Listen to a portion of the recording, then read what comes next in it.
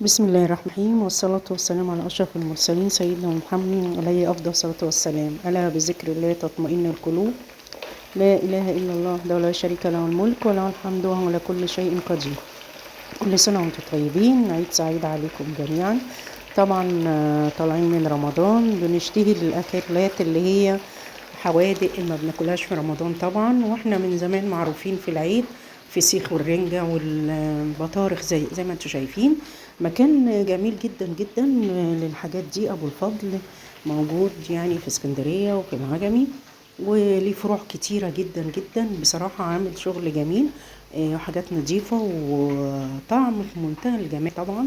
ومكان أهم حاجة الفسيخ ده يتجاب من مكان مضمون، ده أهم حاجة، ويكون من حد موثوق فيه.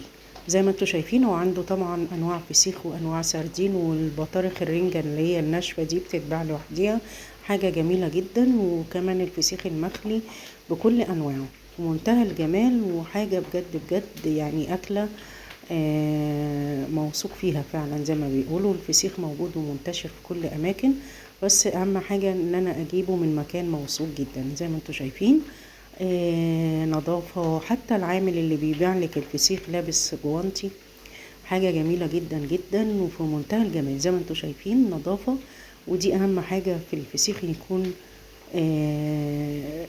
موثوق فيه ونظافته وحاجته، حاجة جميلة بجد. اجواء جميلة جدا جدا، مش اكل بس، لا، الاجواء اللي هي موجود فيها وبيع الحاجات دي في منتهى الجمال بصراحة، وحاجة كويسة جدا.